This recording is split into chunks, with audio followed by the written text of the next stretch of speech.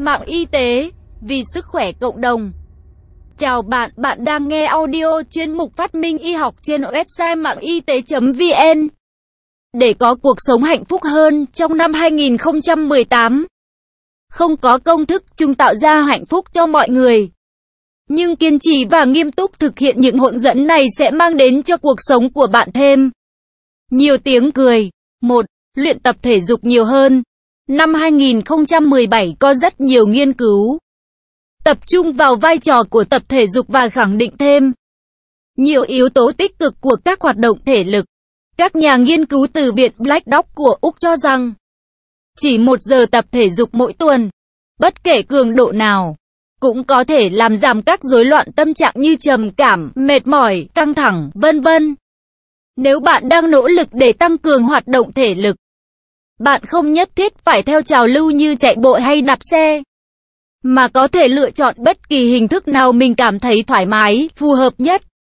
Các nhà nghiên cứu gợi ý rằng, năm 2018, bạn có thể thử yoga hay thiền định, vì nhiều nghiên cứu đã cho thấy yoga có hiệu quả trong việc giải quyết chứng trầm cảm, giảm lo lắng, căng thẳng và có thể kéo dài đến 4 tháng sau khi tham gia vào một chương trình yoga.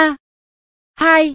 Ngủ đủ giấc. Nhiều nghiên cứu xuất bản năm 2017 đã tập trung vào vai trò nổi bật của giấc ngủ với trạng thái tinh thần và thể chất của con người. Cụ thể, giấc ngủ giúp trí não được nghỉ ngơi tốt, để tăng sức hoạt động và phản ứng phù hợp với các sự kiện trong ngày. Bên cạnh đó, những người bị mất ngủ có nguy cơ mắc bệnh trầm cảm cao gấp 2 lần so với những người có giấc ngủ bình thường. Các nhà nghiên cứu tại Anh và Mỹ đưa ra một loạt lời khuyên để có giấc ngủ ngon như tránh nhìn màn hình sáng trước khi đi ngủ, nên có mục đích sống rõ ràng, vân vân. Do đó, để năm mới tràn trề sinh lực từ giấc ngủ ngon lành, bạn nên đặt mục tiêu chính cho cả năm và cách thức để đạt những mục tiêu đó. 3. Chế độ ăn lành mạnh. Không có gì ngạc nhiên khi nói rằng chế độ ăn ảnh hưởng rất nhiều đến tâm trạng. Nghiên cứu được công bố trên PLOS Online vào đầu năm 2017 cho rằng ăn một chế độ ăn nhiều trái cây và rau cải có thể cải thiện sức khỏe tâm thần trong vòng 2 tuần do được cung cấp mức năng lượng nhiều hơn. Bên cạnh đó, một tổng quan mang tính hệ thống của nhiều nghiên cứu điều tra sự liên quan giữa chế độ ăn và sức khỏe tâm thần kết luận rằng chế độ ăn theo kiểu Địa Trung Hải chủ yếu gồm trái cây, rau, cá và ngũ cốc nguyên hạt có thể ngăn ngừa trầm cảm. Tuy nhiên, cũng có nghiên cứu chỉ ra rằng thực phẩm khiến con người hạnh phúc lại phụ thuộc vào tuổi.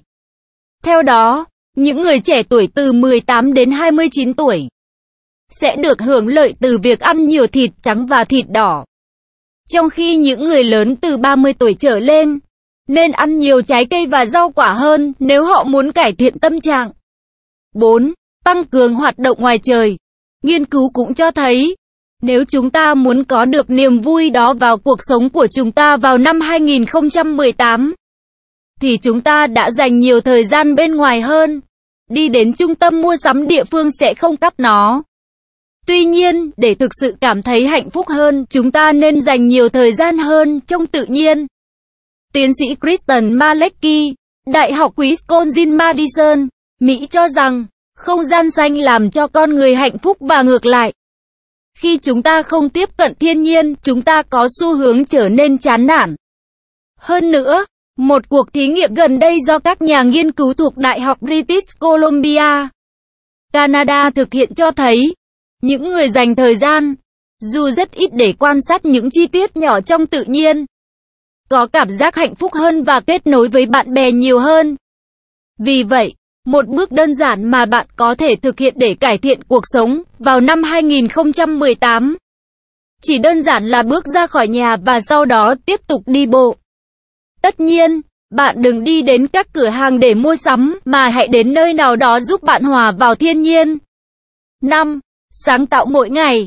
Đi bộ cũng đã được khuyến khích thực hiện để thúc đẩy sự sáng tạo. Và một nghiên cứu tại Mỹ cho thấy rằng, những người tham gia vào các hoạt động sáng tạo mỗi ngày có cảm giác tốt hơn về hạnh phúc. Do đó, một cách để tăng hạnh phúc vào năm 2018 là đi dạo trong công viên địa phương của bạn, và lên kế hoạch một hoạt động sáng tạo cho ngày đó, từ những công việc hàng ngày như nấu ăn, nướng bánh, vẽ tranh, vân vân. 6. Đối xử tốt với bản thân và người khác. Cuối cùng, nhưng rất quan trọng, để đạt được một cảm giác thật sự hạnh phúc, bạn nên học cách đối xử tốt với chính bản thân mình và những người xung quanh. Các nhà nghiên cứu từ Đại học Hertfordshire ở Anh cho thấy, những người biết chấp nhận, ngay cả với những cảm xúc tiêu cực, sẽ có nhiều khả năng tự chữa lành tổn thương và hạnh phúc hơn. Đồng thời, sự quan tâm mà chúng ta thể hiện với người khác cũng có thể ảnh hưởng đến cảm giác hạnh phúc của mỗi người. Giáo sư Philip Tobler và Enfe, đến từ Đại học Zurich, Thụy Sĩ cho biết bạn hãy nhớ nói lời cảm ơn.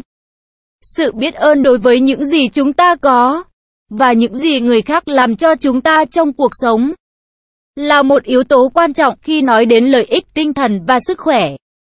Lê Thu Lương. Nội dung bài viết đến đây là kết thúc. Nếu bạn có thắc mắc, câu hỏi gì xin hãy chia sẻ bình luận bên dưới bài viết này.